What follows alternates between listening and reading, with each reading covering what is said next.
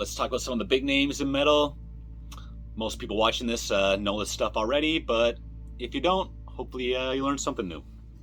So, first band I'm going to talk about is Slayer, American evil thrash band from the early 80s. And their first album came out in 83, Show No Mercy. This is one of my favorites, maybe my third favorite by them.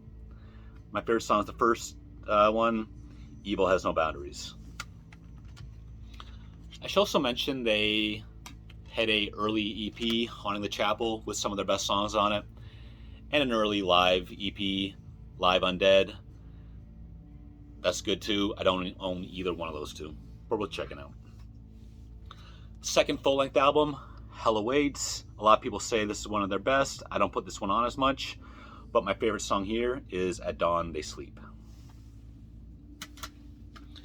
Next up, their most well-known classic album, Rain and Blood.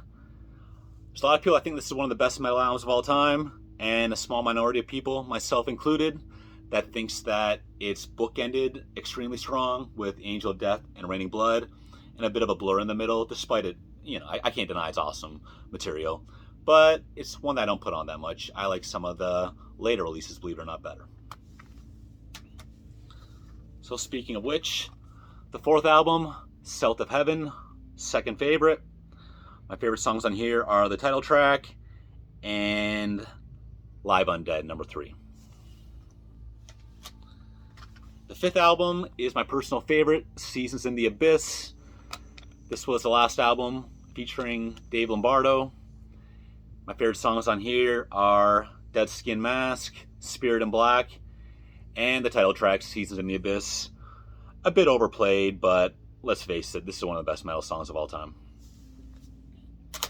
There was a bit break after that, and the next album was Divine Intervention. I had that on cassette somewhere, and CD for sure. And I actually think that one got stolen out of my house with another CD by a band I'm going to talk about today. I had someone doing some work on the house, and just kind of looked like that. Sounds like a bad thing to say, but just, there's those metal fans out there that are like, yeah, I'm really into metal. Metallica, Slayer, Slipknot, Ozzy, AC/DC, that's it. And I've looked a million times, they're not here anymore. Cowboys from Hell and Divine Intervention are now gone, but life's too short. Never see this person again. What are you gonna do? After Divine Intervention, they put out a covers album. It's all punk songs with one new song called Gemini. It's called Undisputed Attitude. A lot of people don't like this CD, but I think it's awesome. Just like the Guns N' Roses punk cover album. I don't know, maybe it's just the time that I started listening to them, but I think the CD is really cool. I should also mention, actually, Diabolus in Musica. That one's also gone. So again, I think the same guy took that one too, and it just makes sense when I do the math on what's missing. Next up, Sepultura. The first 2 releases, Bestial Devastation and Morbid Visions. I don't have those ones, but I do have Schizophrenia. And I bought this one when I was very young, and I thought it was kind of boring at the time. But as I got older, my tastes had changed, and this is a really good CD. However, not one I put on too much, and it's about time I get reacquainted with it. Undeniable classic here, Beneath the Remains. Best songs on here. My personal favorite are the first 3, Beneath the Remains, Inner Self, and Stronger Than Hate.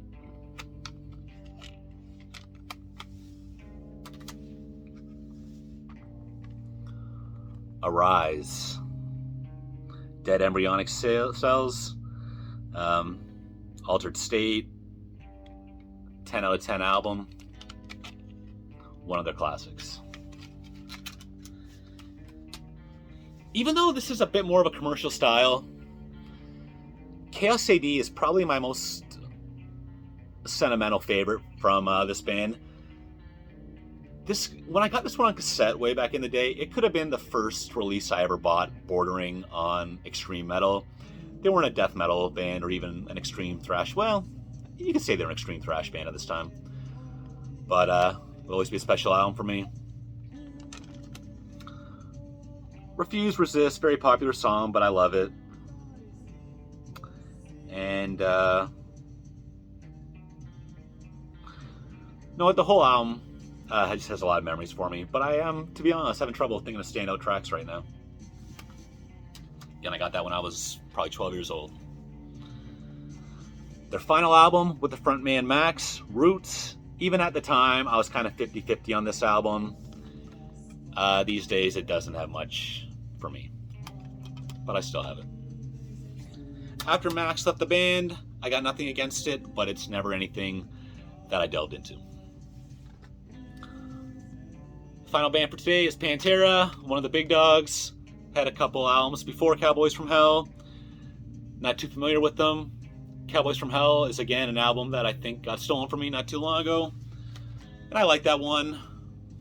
But Vulgar Display of Power is probably their most referenced album. I don't put this one on that much actually. But my favorite songs on here are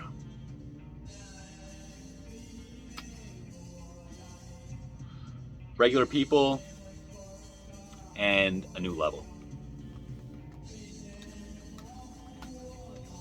It's always been a very memorable disc print.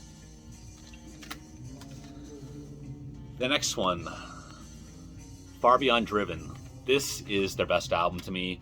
It's the only album by Pantera that I listen to every year regularly. I'm gonna give this one a 10 out of 10. I remember before I owned a copy, I dubbed this off of a cousin who I'd say was instrumental in getting me into metal a bit, even though I don't think he listens to this stuff anymore. And anyways, I dubbed it onto a tape, and when I was 12, 13, I had a paper route, and I listened to Far Beyond Driven. I listened to that every time I did my paper route for a full year, so I'll never forget it. My favorite songs on here,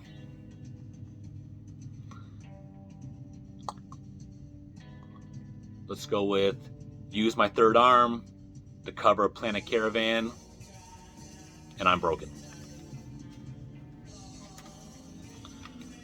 The Great Southern Trendkill came out after that.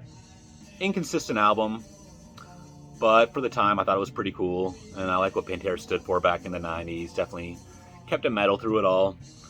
And one thing I never realized was I got off the Pantera thing for a while, and you'd hear people reference the song Floods a lot, and I always hated that song, but people say you gotta listen to the solo, so I went back and checked it out, and that is a pretty awesome solo. But if I had to pick one, I'm gonna go with The Underground in America always stood out to me. Which brings us to the final album, Reinventing the Steel. By the time this one came out, I was kind of over it, but I'm still happy to have these albums, and it's a shame they broke up. I never saw them live. I was too young for that. But I also thought my son would be into checking out some of these bands. Yeah, listening to Pantera and Slayer at that age might be, I'm not too uptight about that stuff, but some of the Pantera and Slayer lyrics might be a little bit past what he's ready for. But I got the CDs when he does want to check them out. So that's it. Slayer, Sepultura, and Pantera. Thanks.